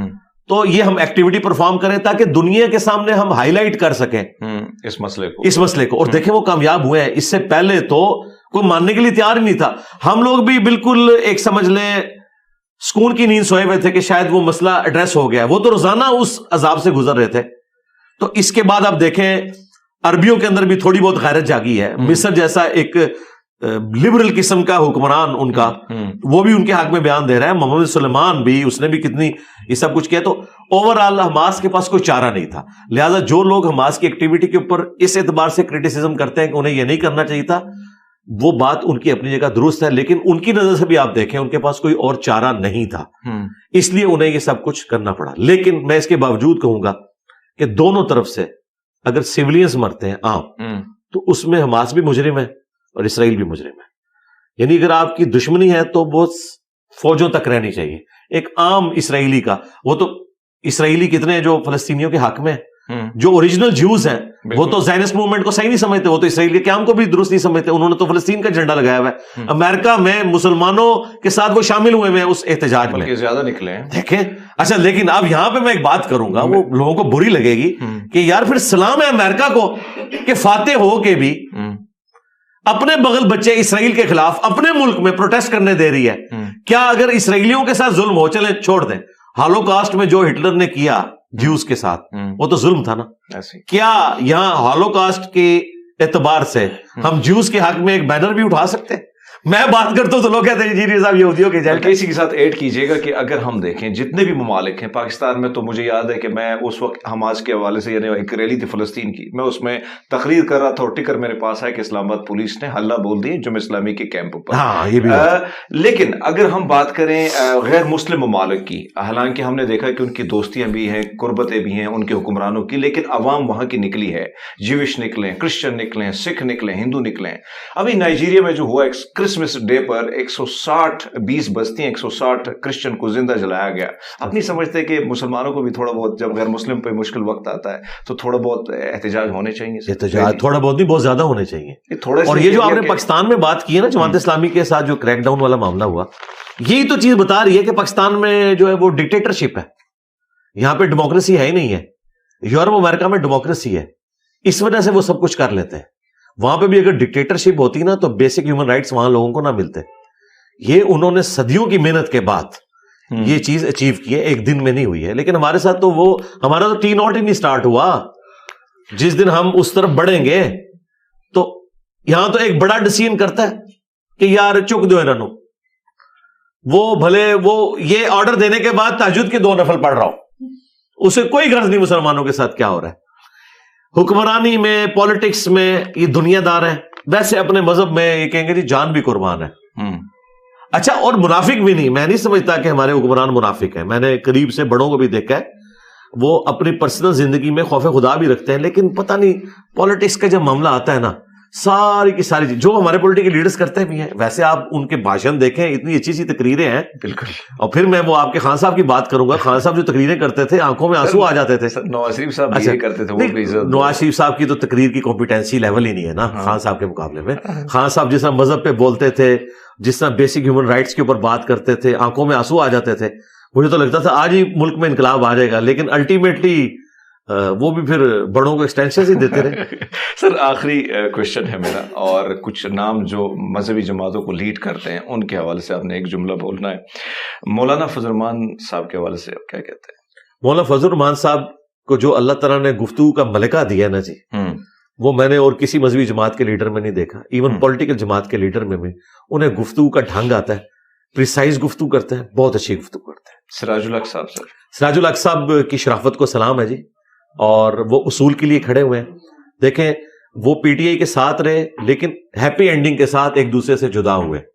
یہ پاکستان کی ہسٹری میں پہلی دفعہ ہوا ہے کہ 2 جماعتیں اکٹھی رہ کے علیحدہ ہوں اور ایک دوسرے کو گالی گلوچ نہ کریں. اور اس میں سب سے بڑا کردار میں سراج الحق صاحب کا سمجھتا ہوں کہ انہوں نے ایسی تربیت کی ہے اپنے جماعت کے لوگوں کی، اور وہاں پہ ڈیموکریٹک ویلیوز موجود ہیں. شریف النفس انسان ہے جی سراج اللہ. سر حافظ سعد رضوی صاحب کے حوالے سے سعد رضوی صاحب کو دیکھ کے تو اب لگتا ہے کہ یہ نعمت ہے اس نیشن کے لیے. خادم رضوی صاحب تو کسی کے کہنے میں نہیں تھے اور وہ جذبات میں بہت آگے چلے گئے تھے. سعد رضوی صاحب کو ہمارے بڑے گھر والوں نے جو دنیا کی آسائشیں اور یہ سب کچھ دکھائی ہیں تو ان کا وہ ڈنگ نکل گیا ماشاءاللہ، میٹھے میٹھے بن گیا. ڈاکٹر طاہر القادری صاحب کے حوالے سے ڈاکٹر طاہر القادری صاحب نے تو سیاست چھوڑ دی ہے، اور میرا خیال ہے یہ بہت پہلے انہیں ڈسیزن کر لینا چاہیے تھا.